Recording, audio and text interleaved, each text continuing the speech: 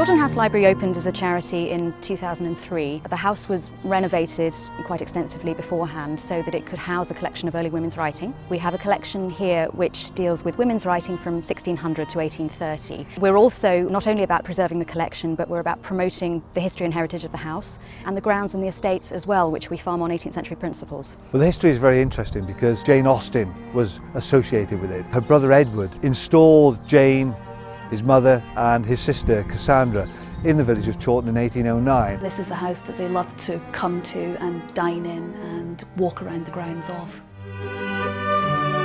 We've got an awful lot of material in this collection that's unique. So manuscript material, novels which would have existed in many hundreds in the 18th and early 19th century but now no longer exist anywhere. Everyone knows about Jane Austen, but they might not know exactly who was writing before her, what women of the 18th century were particularly inspirational for her. So we're really about rediscovering these lost writers and teaching the general public about them. Our visitors come from primary schools right the way up to the most eminent scholars from across the world. I came from Germany to Chawton House because of the books of Jane Austen. I have read these books when I was a little girl. I wanted to see the place where she lived and wanted to smell the air, and I think it's a very special place.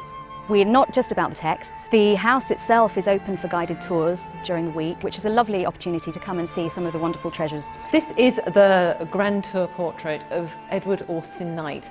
We have a wonderful collection of art. We've got some fantastic furniture and we've got some very eclectic things as well. We've got costume and really wonderful items of material culture and history that you wouldn't see anywhere else. We also have conferences, workshops, charity days, horse riding exhibitions, demonstrations of rural crafts. It's really about getting people to engage with their history and heritage on all sorts of levels.